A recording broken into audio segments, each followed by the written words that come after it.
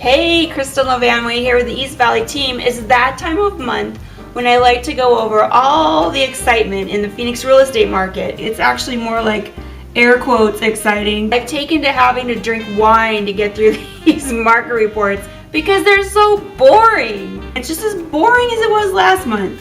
27,339 listings, that's up a whopping 0.8% from last month. Got just over 10,500 pending listings compared to last month when we had 10,900. Whoa.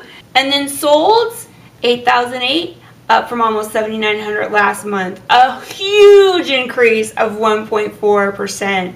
This month's average was $81.77 a square foot, whereas last month was $81.95. Yeah, that's right, a 0.2% decrease. We actually are up about 1% from the beginning of the quarter. It's like a teeny tiny roller coaster. It's up a little teeny bit this month and down a little teeny bit next month. So we only have 3.6 months of inventory. That's about half of what it was last year. And that includes all the AWC listings. If you take them out, we're down to 2.5 months of inventory. That's kind of close to where we were in 2005. Do you all remember what prices were doing in 2005? That's right, they were going through the roof. What are they doing in 2011? They're not going anywhere. So I went and checked my handy dandy economic expert, Wikipedia, and looked up the laws of supply and demand. If the supply is low and the demand is high, prices should be rocketing. So what the heck? Prices are staying the same even though demand is much higher and definitely the inventory is down. So prices should be going out the roof, but they're not. Why is that? First of all, over 37% of the purchases are being made with cash. A lot of investors are coming in and guess what? They're paying with cash. They're not financing. So that kind of keeps the insanity down to a minimum.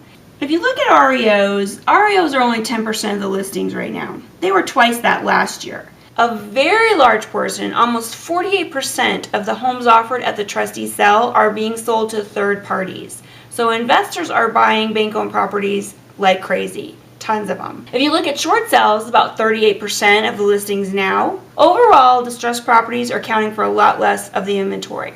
So that leaves equity sales. A larger number of equity sales on the market, but guess what a lot of them are? Flips. That's right. Those investors that are buying the REOs, they're flipping them. All right, let's look at prices. For each of those types of properties, REOs sold for about $63 a square foot this last month. Last quarter, they were only going for $59 a square foot, almost 6% increase in 3 months. That's pretty significant. If you look at short sales, they were going for about $73 a foot this month, and at the beginning of the quarter, $73 a foot. So those prices are staying pretty flat. Equity sales, they were going for about $103 a foot compared to over $107 a foot at the beginning of the quarter, which is a decrease of almost 5% in the price. Why are those prices coming down? Well, because there's more of them on the market. More flips, more opportunities to buy them, the prices are coming down. They're priced higher, so the distressed properties are more attractive. There are people that are willing to pay a premium, but not as much as I'm sure the flippers would like to see. So that kind of makes more sense, doesn't it? REO prices are going up because of their highest demand. Short sales are staying pretty flat. And equity sales, including those flips, prices are actually coming down a little bit because there's more of them on the market. I mean, it's a lot of mumbo jumbo, and unless you're drinking a lot of wine, it probably is not interesting at all. But what does it mean to you if you're in the real estate market right now? The REOs, they're insane. I mean, you can give them a shot, but be realistic. You're going up against cash buyers, and prices are going up there because the demand is so high. Equity sales, really do your market analysis before you put an offer in because a lot of those are going to be overpriced. But the untapped treasure trove here, I would say, would be short sales. The price per square foot is still very attractive, and those short sales are getting approved more often now than they were. So I, for one, am going to sleep a lot better tonight knowing that the economic universe is in order. How about you? We'll see what November holds for us. Somehow I'm thinking it's going to be more of the same. Oh, we'll see.